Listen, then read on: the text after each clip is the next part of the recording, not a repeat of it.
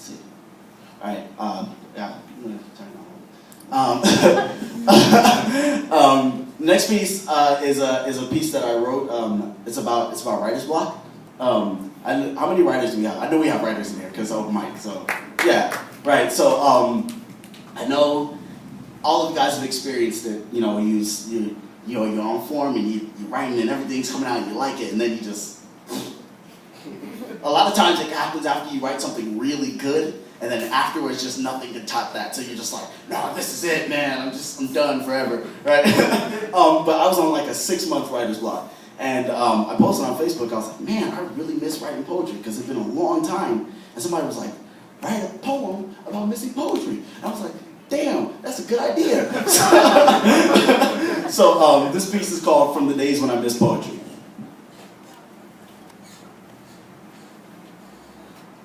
I had seen her in passing, and in passing her by, I rejected her like a morning dew, crushed under my shoe. I treaded on her dreams and my future and our potential as if it weren't there or important. But I think Alicia Harris said it best. The very first time we met, it was like looking at myself in the mirror for the first time. I looked into her eyes and realized that I was someone worthwhile. Her pupils showed me full-length movies of my true feelings, and when I had given up on love, she taught me that it's just been waiting for me on the intersection of chemistry and timing, and it was just trying to fly down the right call. She brought me back down to earth with ground to air round. She cleared away the rubbish from my fall from grace, placed both her hands on my face and said, KITO, nobody can be perfect.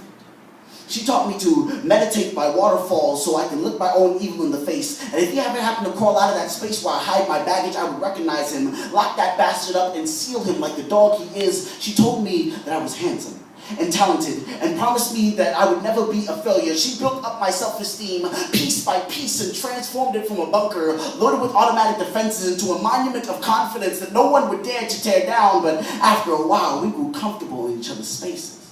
We slipped into a whirlpool of her thinking she taught me all she knew and me thinking I'd learned all I could, and we slipped into that deep abyss of stagnation. Contention crusted over my inspiration. Familiarity froze my motivation, making moves that deterred my determination and left our relationship in a life of damnation, tick-tocking down the clock till it stopped, begging for mercy at the feet of this big bloke we call a block.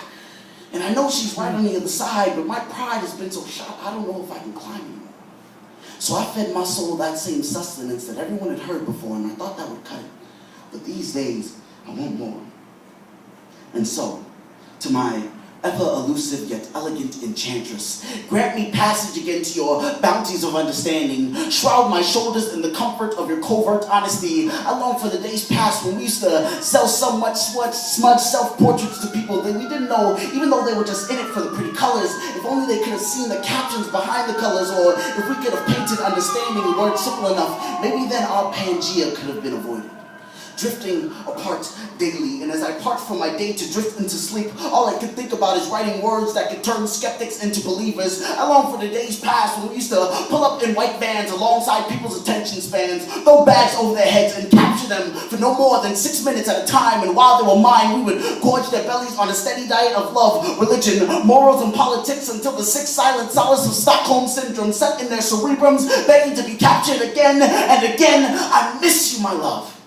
I miss you like Jesus misses the church, like old men miss chasing skirts, like diggers miss the dirt, like Miley Cyrus misses the twerk, like Billy Ray misses his little girl, like Tweet and Lau miss the spirit world, like 90s babies miss gangster rap, like Rangers miss that techno crap, like the electric guitar misses the blues, like the paper misses giving good news, like the west side of Africa misses the South American shoreline. I miss the days when I could have written more lines.